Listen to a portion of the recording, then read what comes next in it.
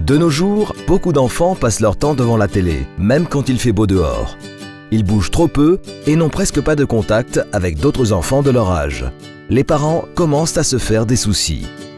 Pour cette raison, Madame Giesiger, de l'association parentale de Feldville, décide de s'adresser au conseil municipal. Il est grand temps de passer à l'action. Rapidement, il est clair qu'une nouvelle aire de jeu présente la meilleure solution. L'idée a du succès et le service des constructions contacte sans aucun engagement l'entreprise GTSM Macolin SA. Depuis plus de 40 ans, la société GTSM Macolin SA conçoit, réalise et entretient des aires de jeu dans toute la Suisse. Les deux parties sont vite d'accord et M. Berthold de GTSM est désigné comme contact et coordinateur de projet. Comment le processus se déroule-t-il précisément à partir de ce moment ? Dans un premier temps, on analyse les besoins des enfants, des parents et de la commune. L'école locale, elle aussi, est consultée. Quels sont les âges et les souhaits des enfants? Comment se présentent les alentours? Et quelle est la surface disponible pour l'aire de jeu? Après un sondage parmi les enfants, les résultats sont discutés et notés dans une table ronde. À présent, M. Berthold et ses collègues peuvent fixer les conditions cadres et les objectifs de la nouvelle aire de jeu. Est-ce qu'il est prévu d'intégrer également des expériences musicales, d'apprentissage ou des composants expérimentaux? Le design de l'aire de jeu sera-t-il à thème, comme par exemple le zoo ou les chevaliers et les princesses? Qu'est-ce qu'il en est de l'intégration des enfants handicapés?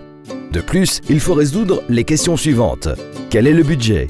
Combien d'argent peut-on investir dans la réalisation du projet et quel sponsor ou mécène le conseil municipal peut-il gagner à cette cause? Puis commence l'élaboration et la concrétisation des idées. Il s'avère que le thème de la ferme sera le plus approprié.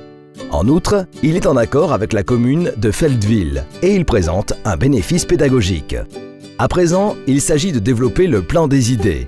On demande aux enfants de l'école d'apporter leurs idées en travaillant en groupe. Sur le papier, la ferme commence peu à peu à prendre forme. Pendant cette phase, toutes les personnes impliquées dans le projet peuvent contribuer au projet et demander des modifications.